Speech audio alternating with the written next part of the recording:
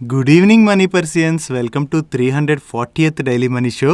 ఈరోజు daily money show అప్డేట్స్లోకి వెళ్లే ముందు I want to share a good news with you all. నిన్న నైట్ మన ఛానల్ 8 lakhs సబ్స్క్రైబర్స్ మార్క్ని టచ్ చేసింది.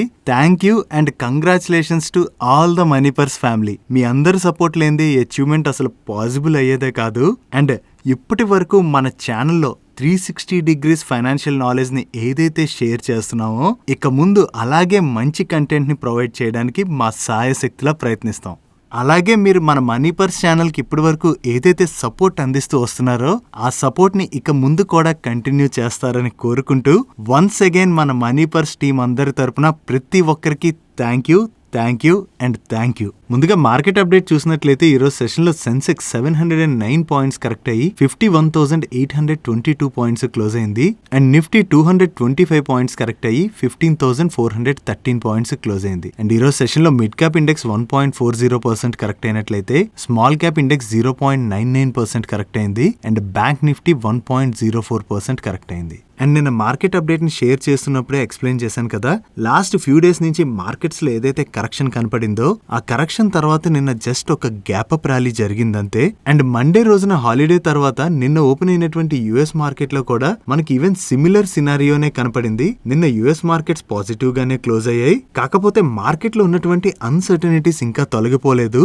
అగైన్ ఈ రోజు గ్లోబల్ మార్కెట్స్ అన్నిటిలోని నెగటివ్ సెంటిమెంట్ కనపడింది. అండ్ ఈవెన్ సిమిలర్ సినారియో మన ఇండియన్ మార్కెట్ లో కూడా కనపడింది. అండ్ ఈ రోజు డౌ ఫ్యూచర్స్ కూడా నెగటివ్ లోనే ట్రేడ్ అవుతున్నాయి. నెక్స్ట్ యుఎస్ లో ఇన్ఫ్లేషన్ రావచ్చని మనం చాలా రోజుల నుంచి డిస్కస్ చేసుకుంటున్నాం కదా. ఇప్పుడు సిటీ గ్రూప్ వాళ్ళు ఏం చెప్తున్నారంటే యుఎస్ లోనే కాదు గ్లోబల్ రిసెషన్ రావడానికి మనం 50% ప్రాబబిలిటీ దగ్గరలో ఉన్నామని వీళ్ళు చెప్తున్నారు. దీనికి వీళ్ళు చెప్తున్నటువంటి రీజన్స్ ఏంటంటే లాస్ట్ ఫ్యూ మంత్స్ గా చూసినట్లయితే రష్యా ఉక్రెయిన్ వార్ వల్ల కావచ్చు లేదా సప్లై చైన్ మిస్ మ్యాచ్ వల్ల కావచ్చు అన్ని కంట్రీస్ లో కూడా ఇన్ఫ్లేషన్ బాగా పెరిగిపోతుంది కదా. సో ఈ ఇన్ఫ్లేషన్ పెరగడం వల్ల అన్ని కంట్రీల్లో ఉన్నటువంటి సెంట్రల్ బ్యాంక్స్ అన్ని ఏం చేస్తున్నాయి, ఈ ఇన్ఫ్లేషన్ ని కంట్రోల్ చేసేందుకు ఇంట్రెస్ట్ రేట్లు పెంచుతున్నాయి. సో ఇలా ఇన్ఫ్లేషన్ ని కంట్రోల్ చేయడానికి ఇంట్రెస్ట్ రేట్స్ పెంచినట్లయితే ఏం జరుగుతుంది, ఆబ్వియస్ గా అప్పులు తీసుకుని స్పెండింగ్ ఏదైతే చేస్తుంటారో ఆ స్పెండింగ్ అంతా తగ్గుతూ వస్తుంది. సో దాని వలన ఎకానమీ యొక్క గ్రోత్ తగ్గుతుందని, ఈ ఎకానమీ గ్రోత్ తగ్గడం వలన గ్లోబల్లీ రెసెషన్ రావడానికి 50% ఛాన్సెస్ ఉన్నట్టుగా వీళ్ళు చెప్తున్నారు. అండ్ మీరు ఇక్కడ స్క్రీన్ మీద చూడొచ్చు, ఈ ఇయర్ లో మోర్ దెన్ 60 సెంట్రల్ బ్యాంక్స్ వాళ్ళ ఇంట్రెస్ట్ రేట్స్ పెంచాయి. అండ్ అంతేకాకుండా మన హిస్టరీ ఏం చెప్తుందంటే డిస్ఇన్ఫ్లేషన్ అంటే ఇన్ఫ్లేషన్ తగ్గించడానికి చూస్తారు కదా, అటువంటి టైంలో గ్రోత్ పై భారీగా ప్రభావం చూపిస్తుందని. సో దీంతో సిటీ గ్రూప్ వాళ్ళ ప్రకారం వరల్డ్ ఎకానమీ క్యాలెండర్ ఇయర్ 2022లో 3% అండ్ 2023లో 2.8% మాత్రమే గ్రో అవుతుందని వీళ్ళు మెన్షన్ చేశారు. అండ్ ఇప్పుడు గనక రెసిషన్ వచ్చినట్లయితే అది గార్డెన్ వెరైటీ ఉండొచ్చని, ఇందులో అన్ఎంప్లాయ్మెంట్ బాగా పెరుగుతుందని అండ్ దాంతో మనం కపుల్ ఆఫ్ వీక్ క్వార్టర్స్ చూడొచ్చని వీళ్ళు మెన్షన్ చేశారు. So we have to see ఇలాంటి ఛాలెంజింగ్ సిచ్యువేషన్ ని అన్ని కంట్రీస్ ఎలా హ్యాండిల్ చేస్తాయన్నది. అండ్ ఈ వీడియోలో ఈ ఇన్ఫర్మేషన్ షేర్ చేయడానికి మేము ఏవైతే ఎఫర్ట్స్ పెడుతున్నామో ఆ ఎఫర్ట్స్ మీకు హెల్ప్ఫుల్ అయినట్లయితే ఈ వీడియోని ఖచ్చితంగా లైక్ చేయడానికి ట్రై చేయండి. నెక్స్ట్ మ్యాట్రిమోనీ వాళ్ళ బోర్డ్ June 22 రోజున మీట్ అయ్యి బైబ్యాక్ ప్రపోజల్ ని కన్సిడర్ చేయబోతున్నట్టుగా ప్రీవియస్ గా అనౌన్స్ చేశారు కదా. ఈ బైబ్యాక్ ప్రపోజల్ ని కన్సిడర్ చేసేందుకు ఈ రోజు వీళ్ళ బోర్డ్ మీట్ అయ్యి 750 million rupees బైబ్యాక్ ప్రపోజల్ ని అప్రూవ్ చేసింది. ఈ బైబ్యాక్ లో వీళ్ళు ఈచ్ షేర్ ని 1150 rupees చొప్పున 6,52,173 షేర్స్ ని బైబ్యాక్ చేయబోతున్నట్టుగా చెప్తున్నారు. అండ్ ఈ బైబ్యాక్ యొక్క రికార్డ్ డేట్ 4th July. అంటే 4th July నాటికల్లా ఎవరి డిమాట్ అకౌంట్ లో అయితే ఈ మ్యాట్రిమోనీ యొక్క స్టాక్స్ ఉంటాయో వాళ్ళు ఈ బైబ్యాక్ లో పార్టిసిపేట్ చేయడానికి ఎలిజిబుల్. ఈ మ్యాట్రిమోనీ స్టాక్ ఈ రోజు సెషన్ లో 823 rupees కి క్లోజ్ అయింది. అంటే వీళ్ళు 40% ప్రీమియం లో బైబ్యాక్ చేయబోతున్నారు. నెక్స్ట్ ఈ రోజు సెషన్ లో Kalpataru power transmission limited and Kalpataru power transmission limited యొక్క సబ్సిడరీ అయినటువంటి జేఎంసీ ప్రాజెక్ట్స్ నుంచి అప్డేట్స్ వచ్చాయి.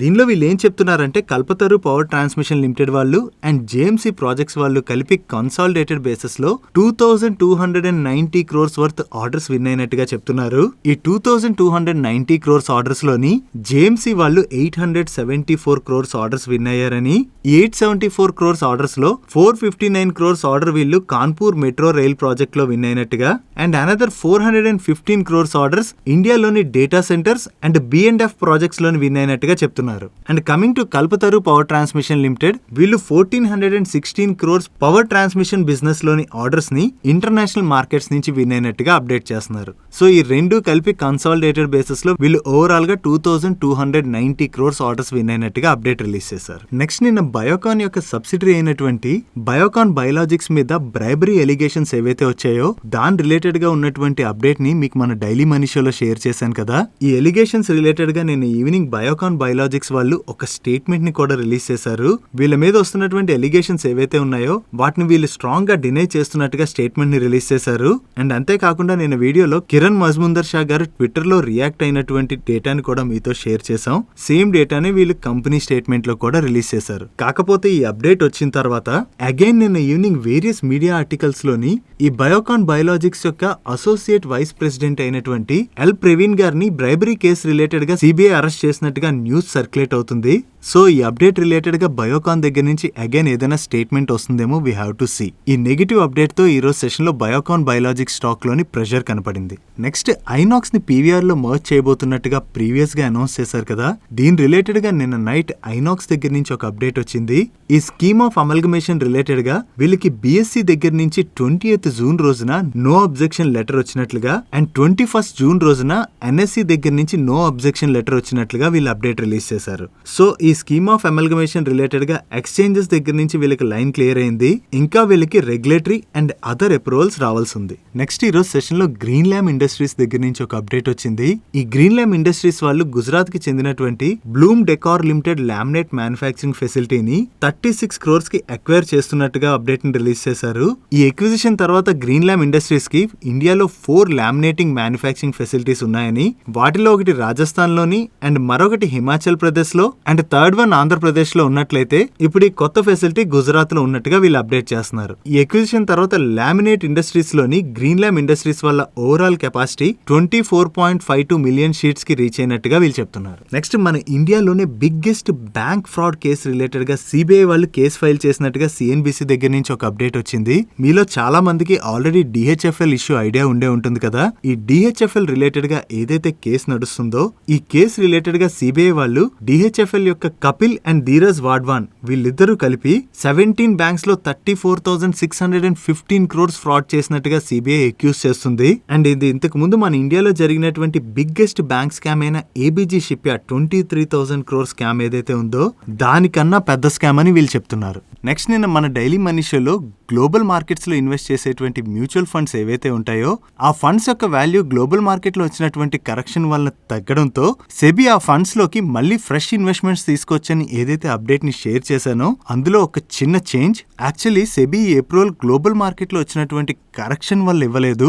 ఆ కరెక్షన్ వలన ఈ ఫండ్స్ లో ఏవైతే రిడమ్షన్స్ జరిగి ఉంటాయో ఆ రిడమ్షన్ వాల్యూ ఎంతైతే ఉంటుందో అంతవరకు మళ్ళీ ఫ్రెష్ ఇన్వెస్ట్మెంట్స్ ని యాక్సెప్ట్ చేయొచ్చని సెబీ అప్రూవల్ ఇచ్చింది. సో దీనివల్ల ఈ ఫండ్స్ లోకి ఫ్రెష్ ఇన్వెస్ట్మెంట్స్ ని యాక్సెప్ట్ చేసే వాల్యూ ఏదైతే ఉందో అది నేరోగానే ఉండొచ్చు. సో అందువలన ఆ వాల్యూ గనక మళ్ళీ ఈ ఫండ్స్ లోకి వచ్చినట్లయితే మళ్ళీ ఫ్రెష్ ఇన్వెస్ట్మెంట్స్ ని ఆపేసే ఛాన్స్ ఉంటుంది. నెక్స్ట్ నిన్న మార్కెట్ క్లోజ్ అయిన తర్వాత జైన్ ఇరిగేషన్ సిస్టమ్స్ లిమిటెడ్ దగ్గర నుంచి ఒక అప్డేట్ వచ్చింది.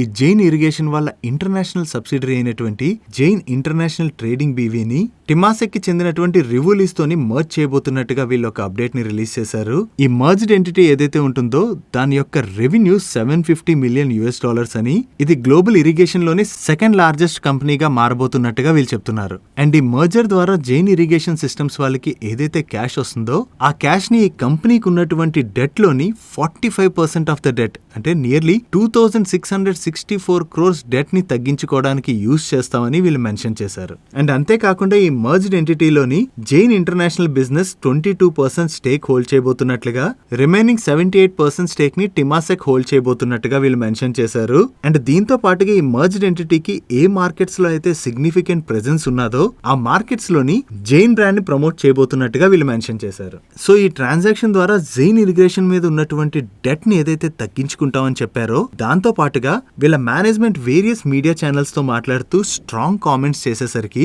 ఈ రోజు సెషన్ లో ఈ జైన్ ఇరిగేషన్ స్టాక్ నియర్లీ 10% వరకు పెరిగింది. నెక్స్ట్ నిన్న నైట్ మార్కెట్ క్లోజ్ అయిన తర్వాత జొమాటో దగ్గర నుంచి ఒక అప్డేట్ వచ్చింది. జొమాటో వాళ్ళ బోర్డ్ జూన్ 24th రోజున మీట్ అయ్యి పొటెన్షియల్ ఎక్విజిషన్ ట్రాన్సాక్షన్ రిలేటెడ్ గా డిస్కస్ చేయబోతున్నట్లుగా అండ్ ఈ ఎక్విజిషన్ కోసం వీళ్ళు ప్రిఫరెన్షియల్ ఇష్యూ ద్వారా కంపెనీ యొక్క షేర్స్ ని ఇష్యూ చేసి ఎక్విజిషన్ చేయబోతున్నట్టుగా వీళ్ళు చెప్తున్నారు. నెక్స్ట్ లాస్ట్ ఫ్యూ క్వార్టర్స్ గా మనం చూసినట్లయితే కన్స్యూమర్ గుడ్ మ్యానుఫ్యాక్చరర్స్ ఎవరైతే ఉంటారో ఆ కంపెనీస్ అన్నిటి మీద వేరియస్ కమోడిటీ ప్రైసెస్ పెరిగిపోవడం వలన మార్జిన్ ప్రెషర్ చూసాం కదా. సో ఈ మార్జిన్ ప్రెషర్ ని కంపెనీస్ ఏవైతే ఫేస్ చేశాయో అవన్నీ కూడా లాస్ట్ ఫ్యూ క్వార్టర్స్ నుంచి ఆ ప్రైసింగ్ ప్రెషర్ ని వాళ్ళ ఎండ్ యూజర్ కి పాస్ ఆన్ చేయడం స్టార్ట్ చేశారు. సో దీని వలన వీళ్ళ వేరియస్ ప్రొడక్ట్స్ యొక్క కాస్ట్లు బాగా పెరిగాయి. అండ్ ఈ ఆర్టికల్లో వీళ్ళు ఏం చెప్తున్నారంటే ఇప్పుడు crude and palm oil prices తగ్గుతున్నాయి కదా, ఈ తగ్గడం అన్నది వీటికి పాజిటివ్. బట్ కానీ ఈ తగ్గినటువంటి ప్రైజ్లు ఎన్ని రోజులు సస్టైన్ అవుతాయి అన్నది మనం చూడాలి.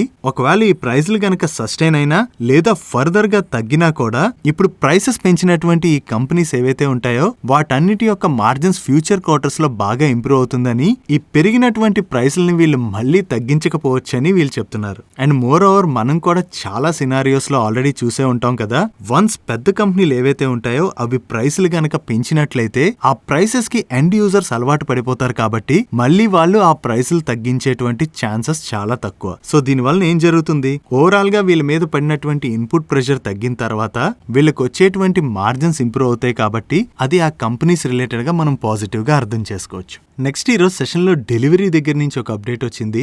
డెలివరీ వాళ్ళు వాళ్ళ ఇన్ఫ్రాస్ట్రక్చర్ ని గ్రేటర్ ముంబై భివాండీలోని అండ్ అలాగే బెంగళూరులోని ఎక్స్పాండ్ చేయబోతున్నట్టుగా చెప్తున్నారు. దీనిలో భాగంగా వీళ్ళు గ్రేటర్ ముంబైలోని వెల్స్పన్ వాల్ తో కొలాబరేట్ అయ్యి 7 lakh square feet mega gateway ని కన్స్ట్రక్ట్ చేయబోతున్నట్లయితే బెంగళూరులోని జిఎంఆర్ వాల్ తో కొలాబరేట్ అయ్యి 1 million+ square feet ఫెసిలిటీని డెవలప్ చేయబోతున్నట్టుగా చెప్తున్నారు. ఈ బెంగళూరు ఫెసిలిటీలోని వీళ్ళ కస్టమర్స్ కి మల్టీ ఛానల్ ఆర్డర్ ఫుల్ఫిల్మెంట్ కోసం వేర్ హౌస్ ని కూడా ఇంక్లూడ్ చేయబోతున్నట్లుగా అండ్ ఈ fully automated large integrated trekking terminal ఏదైతే ఉందో అది 2023లోని ఆపరేషన్ లోకి వస్తుందని వీళ్ళు ఎక్స్పెక్ట్ చేస్తున్నట్టుగా చెప్తున్నారు. ఈ కెపాసిటీని పెంచుకోవడంతో సౌత్ అండ్ వెస్ట్ రీజియన్స్ లోని వీళ్ళ కస్టమర్స్ యొక్క డిమాండ్ మీట్ అవబోతున్నట్టుగా వీళ్ళు చెప్తున్నారు. That's it for today's daily money show guys. ఈ రోజు డైలీ మనీ షోలో నేను షేర్ చేసిన ఇన్ఫర్మేషన్ మీకు నచ్చినట్లయితే ఈ వీడియోని లైక్ చేయండి. అండ్ ఈ video me friends and family members కి హెల్ప్ఫుల్ అవుతుందంటే ఈ వీడియోని వాళ్ళకి షేర్ చేయండి. అండ్ మీరు ఇదే ఫస్ట్ టైం మన మనీ పర్స్ ఛానల్ కి వచ్చి ఛానల్ ని సబ్స్క్రైబ్ చేయలేనట్లయితే ఇక్కడున్న ఛానల్ లోగో మీద క్లిక్ చేసి ఛానల్ ని సబ్స్క్రైబ్ చేస్తూ కిందనున్న బెల్ ఐకాన్ లోని ఆల్ నోటిఫికేషన్స్ యాక్టివేట్ చేసుకోండి. నేను చంద్రశేఖర్ పత్రి మరొక ఇంట్రెస్టింగ్ వీడియోతో కలుద్దాం. Good night.